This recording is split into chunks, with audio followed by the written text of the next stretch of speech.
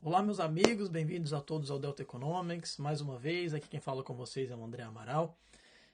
E hoje eu estou bastante contente em gravar esse vídeo, porque é um vídeo prometido, um vídeo que eu prometi fazer no início do canal. Eu já tinha, acho que foi no meu segundo vídeo, se eu não me engano, primeiro vídeo de simulação de Monte Carlo. Eu prometi que faria um novo vídeo utilizando talvez a mesma técnica, mas com um software um pouco mais robusto. E de fato, eu demorei para gravar esse vídeo porque eu tenho as minhas atividades, meus afazeres. Como vocês já sabem, o canal aqui ele não tem fim lucrativo, nada disso. O objetivo dele é literalmente disseminar conhecimento e ajudar pessoas, né? Pessoas que querem entrar no mundo dos investimentos, pessoas que gostam de economia, estatística, mercados de um modo geral.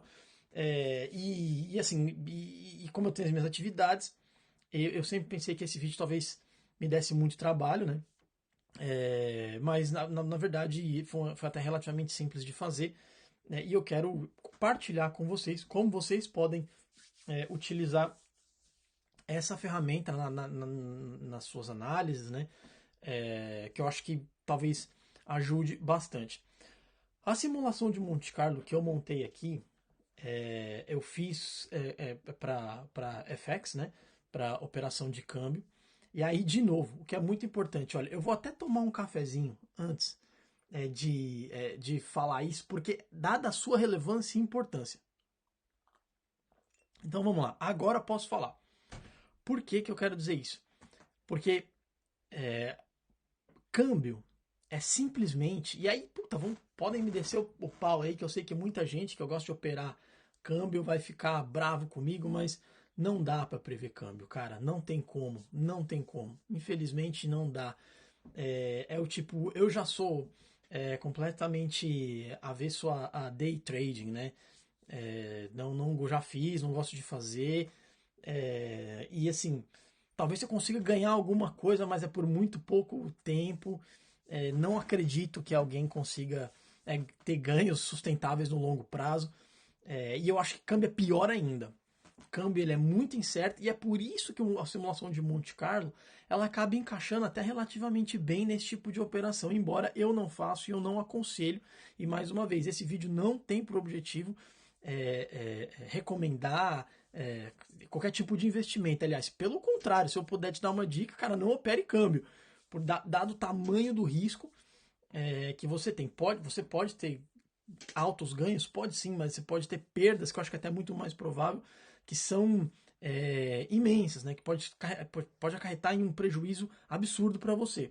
Mas o objetivo do vídeo é mostrar como que essa ferramenta pode te ajudar, não só necessariamente para câmbio. Eu fiz para câmbio, por quê? Porque câmbio ele tem uma imprecisão tamanha que a simulação de Monte Carlo ela casa bem.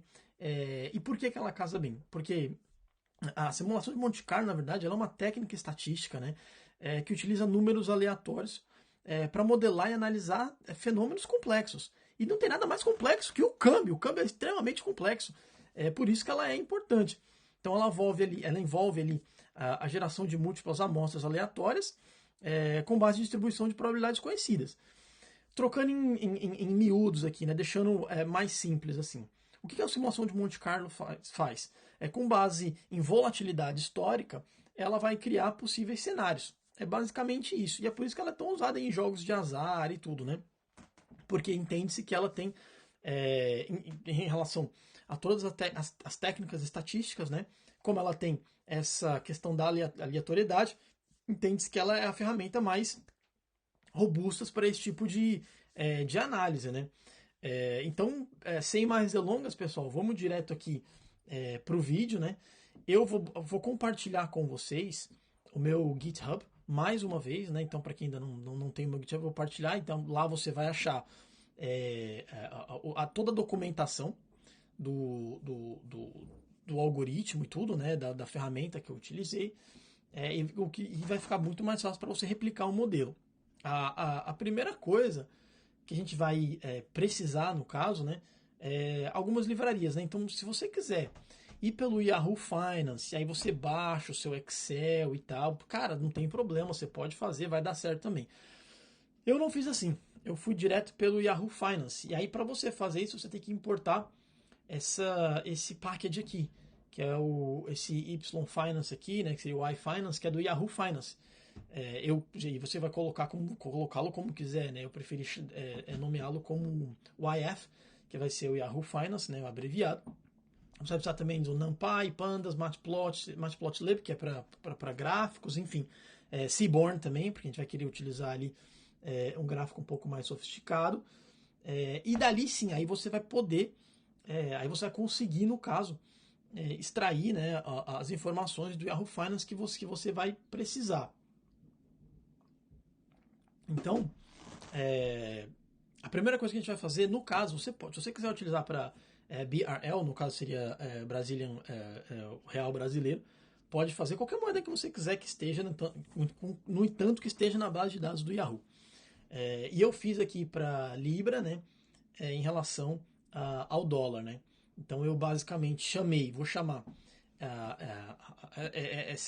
essa variação aí, né, da Libra, a cotação da Libra pro dólar como ticker symbol.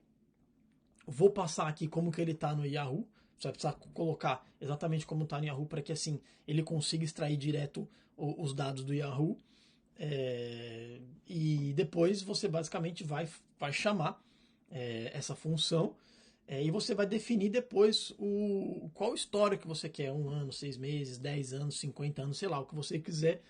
No entanto, que exista na base de dados do Yahoo Finance, é claro. Né? Então eu defini aqui o meu período como 2 anos e chamei o meu data frame de F, né?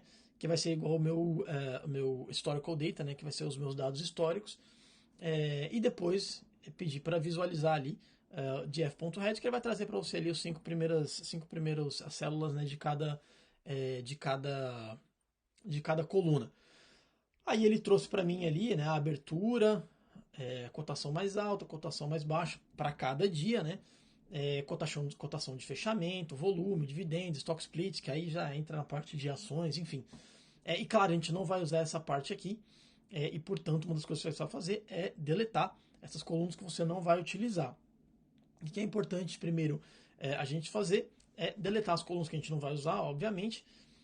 Então aqui eu já deletei, né? Então você vai usar essa funçãozinha drop que está aqui e você vai derrubar essas variáveis, né? No caso, o que eu fiz? Eu criei uma variável nova e juntei todas essas colunas que eu não vou utilizar numa única variável e depois eu só pedi para que ele deletasse essas colunas para mim. Simples assim.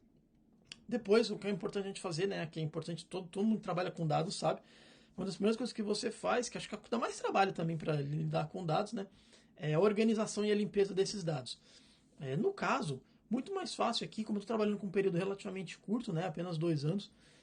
Então o Yahoo trouxe esses dados sem problema algum. Mas é sempre bom você checar. Então você vai usar essa funçãozinha aqui, esse NA, né, que é para caso você tenha uma função em branco, alguma coisa, algum erro, ele vai trazer como NA. E aí você vai pedir, essa função vai mostrar o que tem, né, para dado cada variável, e no caso aqui eu não tenho nenhuma, o que é excelente. Aí, outra coisa que é importante, você saber com que tipo de dados que você está trabalhando, quais são os dados que você está usando, né? Então, no caso, o que você pode fazer é passar essa funçãozinha aqui, data frame information, né? Então, ele vai trazer para você os tipos de dado aqui, no caso é float, poderia ser integer também, enfim, ou string, se fosse texto, enfim. Ok, eu tenho, no float já consigo trabalhar, porque é dado numérico também, sem problema. E outra coisa que é o mais importante aqui é você passar essa função aqui, describe, né? Que você quer a descrição. O que quer dizer esse describe? Basicamente é estatística descritiva, que ela é extremamente importante, porque ela vai te trazer média, vai te trazer desvio padrão, quartiles também, né? 25%, 50%, mínimo, valor máximo, enfim. Tudo isso que você precisa saber. E o que é mais importante aqui pra gente, no caso, é esse STD aqui, que significa Standard Deviation. O que isso significa? Eu vou até abrir aqui para a gente entender um pouquinho melhor. O Standard Deviation, o desvio padrão, estatisticamente falando, ele é a raiz quadrada da variância. A variância nada mais é do que a variabilidade dos meus dados em relação à minha média. E o meu desvio padrão é a raiz quadrada da minha variância, e que vai me mostrar ali a variabilidade percentual disso.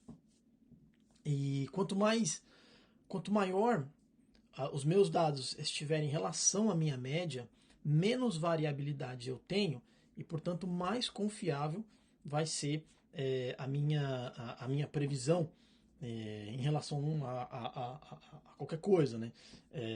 Partindo do pressuposto que eu tenho uma baixa variabilidade do meu conjunto de dados. Então vamos imaginar assim, você imagina que você é um professor e você tem ali na sua sala, sei lá, 10 alunos, né? Ou melhor, 100 alunos. E você quer ali prever ali, de repente, a idade de um aluno do sexo masculino. Enfim, então você tem ali, você vai, tem o seu conjunto de dados, né? E você vai tirar a média e tal. Então a média, vamos supor que a média deu 20 anos de idade. Beleza, a média deu 20 anos de idade, mas uma coisa que eu preciso entender é qual que é a minha variabilidade em relação à minha média, né? Então eu posso ter, de repente, um aluno que tem, sei lá, 12 anos de idade, um aluno que tem 80. Então isso vai fazer com que os meus dados sejam dispersos, né, em relação à minha média. Portanto, ele vai ter um desvio padrão maior, e quanto maior for o meu desvio padrão, menor vai ser a acurácia do meu modelo preditivo, né, da minha capacidade de prever que a idade de um determinado aluno do sexo masculino. Enquanto que, se eu tiver um desvio padrão baixo, significa que o meu conjunto de dados, né, os meus alunos, eles possuem ali cerca de mais ou menos a mesma idade, portanto eu tenho uma baixa variabilidade. E isso é importante na simulação de Monte Carlo, porque como eu vou partir de simulações através da variação do câmbio, da minha volatilidade, quanto menor for a minha volatilidade, mais acurácia eu tenho quando for ali estimar os novos valores, né?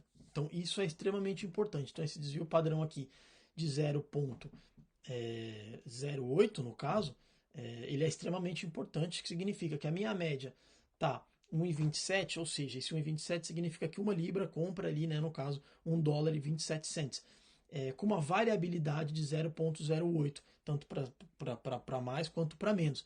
Mas você percebe que é uma variabilidade bem baixa. E isso é bom, isso é importante, isso ajuda no na nossa estimativa, né?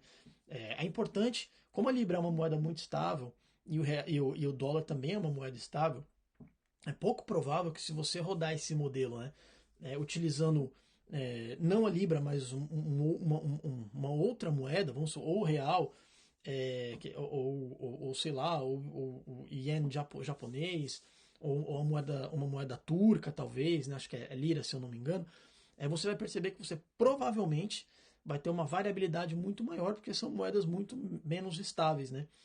Então, com certeza, você vai ter uma variabilidade maior e, portanto, o seu modelo será mais difícil de conseguir ser mais assertivo, né? Beleza, então a gente já entendeu aqui a importância do desvio padrão, a importância da variabilidade em relação ao meu conjunto de dados, né? O que é legal também é garantir que você pode indexar a sua coluna, né, das datas ali, ou ele já pode trazer, como no caso, como você trouxer do Yahoo Finance, ele já traz ali a coluna data como indexador, né, que você vai utilizar depois para criação de gráficos, enfim. Então, no caso aqui, eu quis verificar. Então, você vai passar esse código print df index, que nada mais é do que o seu data frame, né? Você quer descobrir do seu conjunto de dados, né? Qual que é o indexador do seu conjunto de dados. E ele me trouxe aqui que o meu indexador do meu conjunto de dados nada mais é do que a data de cada cotação. Beleza. O que eu achei legal de fazer? Plotar. Acho que é legal a gente perceber como que o câmbio variou, né? Durante esses 2 anos. Então, aqui você pode simplesmente copiar, se você quiser, né? Eu faça como você achar melhor, na verdade, né? Eu acabei decidindo filtrar aqui por cada 12 meses, enfim. E aí você pode perceber que a Libra ela se desvalorizou legal, né, em relação ao dólar. E depois aqui, depois de outubro, de 2022 ela começa a recuperar um pouco, né? E a gente teve ali a questão do novo teto de gastos dos Estados Unidos e tal, né? Havia ali bastante discussão em relação a isso, então isso gerou uma certa incerteza. A Libra se apreciou um pouco, ficou um pouco mais forte e recuperou um pouquinho em relação ao valor ali em junho, né? Mais ou menos, de 2022. Beleza. Agora, de fato, efetivamente, a gente vai iniciar a nossa simulação de Monte Carlo, né? Pelo menos o início do nosso cálculo, né? Então, a primeira coisa que a gente vai fazer é descobrir a variação do meu fechamento ao longo desse tempo, né? Só que eu quero essa variação em logaritmo. Então, o que eu preciso fazer? Criar uma nova variável que eu vou chamar de variation. Chame do que você quiser. Eu só estou chamando aqui, pode chamar de volatilidade também, do que você quiser. Eu vou criar essa coluna e ela vai ser o logaritmo do meu preço de fechamento dividido pelo meu preço do fechamento, mais sempre com o dia anterior, né, com aquele espaço de dia que é para ele fazendo durante todos os períodos, né, durante todos os dias. Então, é basicamente isso que eu vou precisar e ele vai me trazer aqui essa variação, essa volatilidade. Aí você consegue perceber que eu tenho um número muito baixo, né, de variação, o que para o nosso cálculo, para a simulação de Monte Carlo, ela é bom, porque significa que eu vou ter uma variabilidade menor e, portanto, uma certa confiabilidade, né, maior em relação ali aos meus valores que eu quero prever, enfim, aos valores que eu vou ter como saída, né? Então, dali eu vou efetivamente calcular agora o meu exponencial da minha variabilidade, e pode parecer um pouquinho complexo, mas não é não, tá? O que eu quero é o seguinte, eu quero o menor valor, pegar pelo meu menor valor de variabilidade, utilizando na minha cotação de fechamento. É basicamente isso que eu preciso fazer. E talvez explicando assim fica um pouco truncado, um pouco mais complicado de entender, mas se você for pelo código vai ficar muito mais fácil de você conseguir entender.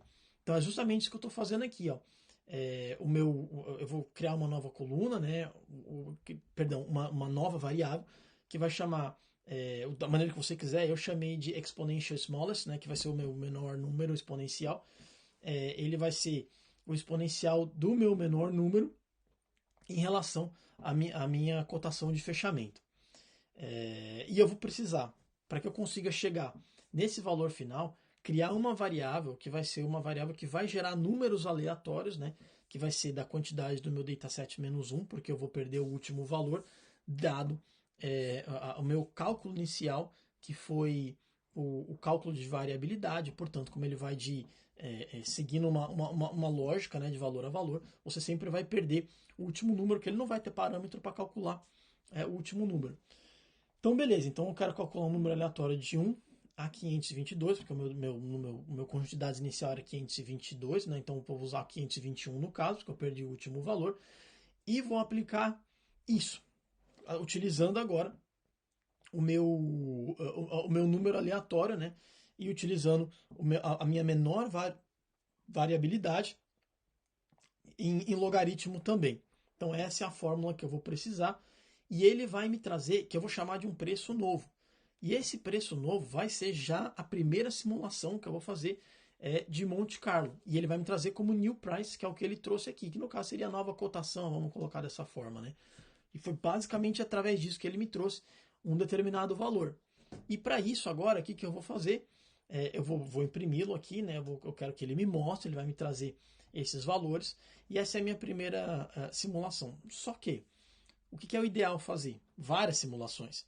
Então, eu vou copiar esse código, vou replicar na minha próxima aba, mas em vez disso agora, eu vou utilizar um new price one, eu vou dar um outro nome para minha nova coluna, e essa nova coluna vai ser uma nova estimativa, dada a minha volatilidade, dado a minha menor volatilidade passada, tudo isso exponencial, e ele vai me trazer um novo conjunto de dados. E eu vou repetir isso quantas vezes eu quiser, quantas vezes você quiser. Quanto mais vezes você fizer, é melhor, porque você vai criar mais cenários. Cada coluna dessa é um possível cenário. Isso não significa, mais uma vez, que ele vai ser exatamente isso daqui quanto tempo, amanhã ou depois, mas enfim, são cenários que você cria. E depois que você fizer isso, quantas vezes você achar que tem que fazer, você pode simplesmente plotar esses valores. Ou você pode plotar tudo junto, ou você pode plotar separadamente. No caso, eu fiz separadamente aqui, por quê? Porque 521 dados, né, no caso seria, se eu colocar tudo junto, eu coloquei, vou mostrar para vocês, ele vai ficar bastante poluído. E vai ser um pouquinho difícil de você conseguir entender, né, a variabilidade disso, os valores futuros e tal. Então por isso que eu resolvi separar. E depois, para você, você vai conseguir entender de modo fácil depois o cálculo de. O código, na verdade, dos gráficos, né? Ele é até relativamente simples depois para você entender. A única coisa que você tem ali é uma funçãozinha que eu coloquei, que era mais para ajuste do gráfico, que não vai ter muita relevância do ponto prático do negócio, né? Mais para visualização. E você pode criar várias colunas, né? Ou você pode fazer da maneira que eu fiz aqui também, que eu criei e juntei todos esses valores, né? O preço 1, preço 2, preço 3, preço 4. E plotei tudo junto. E você pode perceber que ele me traz ali essa variabilidade, né? Ao longo do tempo, você pode perceber que a Libra pode chegar ali, de repente, né? Uma Libra comprando até quase $2, como também ela pode chegar ali a uma Libra comprando ali 1,20, né, no caso, 1,20 dólares. Então, você tem uma variabilidade ali ao longo desse conjunto de dados relevante. Então, e é basicamente isso, pessoal. Até assim, até relativamente simples ao longo do tempo você vai conseguindo do código, né? Você vai conseguir visualizar de forma mais fácil. E claro, se tiver alguma dúvida, pode deixar aqui nos comentários que eu faço questão aí de esclarecer com vocês e tudo. E agora é importante, mais uma vez, enfatizar, né, o quão difícil é você criar modelo preditivo de câmbio, porque o câmbio ele é afetado por muita coisa, né? Então tem taxa de juros, inflação, instabilidade do governo em determinado país, enfim. Então muita coisa afeta a sua taxa de câmbio. Além disso, as suas reservas internacionais também tem um fator extremamente relevante também no câmbio, né? Então, quanto menor for as suas reservas, maior tende a ser o câmbio, enfim. E isso deve ser levado em consideração também. Mas essa é uma ferramenta que você pode usar e que certamente vai te trazer algum insight aí, vai ser importante, vai ser bom e vai te ajudar. Pessoal, vou ficando por aqui, espero que vocês tenham gostado do vídeo. Caso você tenha gostado do vídeo, considere se inscrever no canal. Não esqueça de deixar o like aí no vídeo também. Compartilhar com os amigos é importante. O primeiro vídeo de simulação de Monte Carlo já tem quase 1.500 visualizações, o que é muito legal. Espero que esse aqui alcance mais ou menos ali a mesma quantidade de visualizações, que seria importante. Caso você queira tornar-se aí um doador do canal, enfim, há uma ferramenta nova do PayPal que você pode visualizar aí no canal depois. Caso você queira doar para o canal, eu vou utilizar todas essas doações para que eu possa melhorar o conteúdo dos vídeos. Até agradeço as poucas pessoas que já fizeram uma doação. Valeu, obrigado. Assim que possível eu vou começar a utilizá-lo aqui no canal. Beleza, pessoal? Eu vou ficando por aqui. Um grande abraço e até o próximo vídeo.